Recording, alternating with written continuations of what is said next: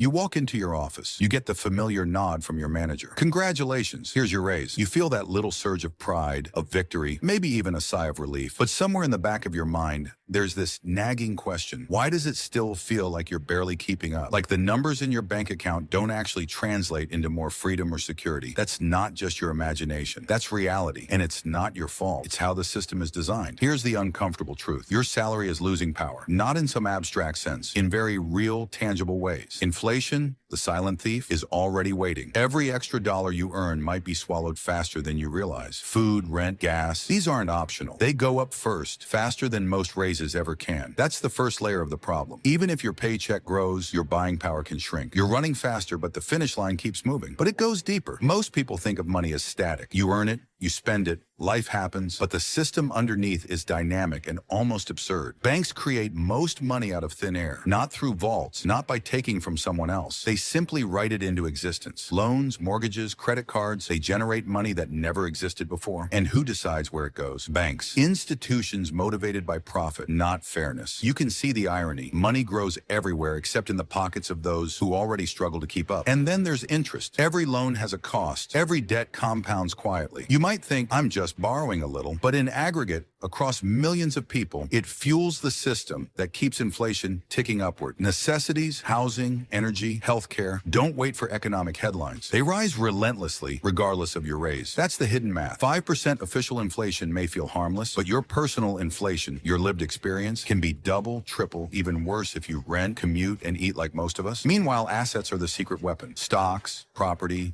businesses, these grow in value with inflation. But most salaries don't. Most raises don't. You can get 10% on your paycheck, but if rent is up 12, groceries up 8, your victory is already in the red. The system rewards those who already have wealth and punishes those who rely solely on wages. And the irony? Society tells us to keep working, keep climbing, keep believing a bigger paycheck solves everything. Now imagine this over time, year after year, decade after decade. Every raise that looks good on paper is quietly neutralized by rising costs. You save, you budget, you make sacrifices. But the gap between your wage and your real purchasing power grows, almost invisibly, until one day it hits hard. You're not behind because you failed. You're behind because the system was never designed to let wages keep pace. And here's the bigger picture. Central banks tweak interest rates, signal risk, and print liquidity in crises, but they don't decide where the money flows. Banks do, and they do it in ways that amplify inequality, quietly shifting more of the real wealth to the top. You feel the pressure, the squeeze, the sense that even a raise isn't enough. That's the uncomfortable reality few talk about. The numbers in your paycheck are only one part of a much larger, often invisible economic story. So next time you see a raise, ask yourself, am I really winning, or am I just running faster in a race that keeps getting steeper? And if that's the system, what can really change it? The answer isn't simple, but recognizing the gap between pay and power is the first step towards seeing the game for what it really is. And once you see it, you can't unsee it.